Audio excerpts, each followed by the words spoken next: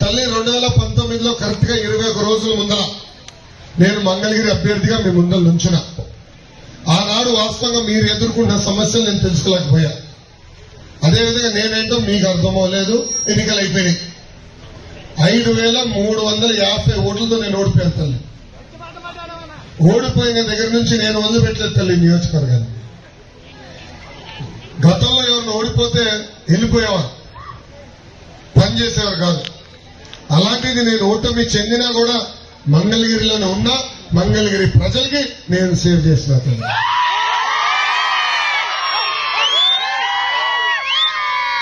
ఈ రోజు ఈ సభాముఖంగా కరకట కమలాసన్ గారికి సూటిగా ప్రశ్న వస్తుంది. కరకట కమలాసన్ తెలీదా? అరే మీకు తెలియలేదా? ఒక్క చెప్పండి. అరే నువ్వు ఆగమ్మా, పెద్దమ్మకి తెలియదంట చెప్పని. అమ్మా బాలబాబు గారు తెలుసు కదా,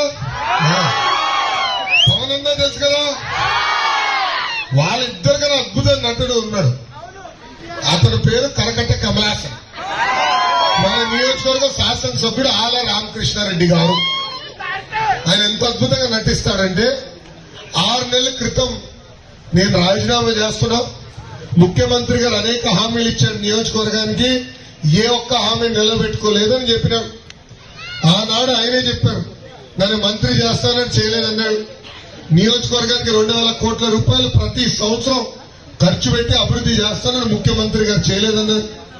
ప్రజలు అనేక ఇబ్బందులు ఎదుర్కొంటున్నారు, బాధల్లో ఉన్నారు, వాళ్ళ సమస్యలు నేను పరిష్కరించలేకపోతున్నారని ఇంకా వద్దు నాకు రాజకీయాలని రాజీనామా చేసి షర్మిలా గారి ఎన్నికల పరిగెత్తుకుంటూ వెళ్ళాడు. తర్వాత 2 నెలలు ఏమైందో నాకు తెలియదు. ఏం మాటలు కుదిరినా నాకు తెలియదు. మళ్ళీ సడన్ గా ముఖ్యమంత్రి గారి ఇంటి ముందర కంప్లీట్ చేయడం కరకట కమలాసన్. పక్కన కట్ చేస్తే సీను ముఖ్యమంత్రి గారు కండ వేస్తున్నారు. ఇంత అద్భుతంగా నట్టుడుతాను. ఇలా ఎన్నో నటులు చేస్తాడు. రేపు వస్తాడు మన క్యారేజ్ పట్టుకుని పొలంలోకి వస్తాడు.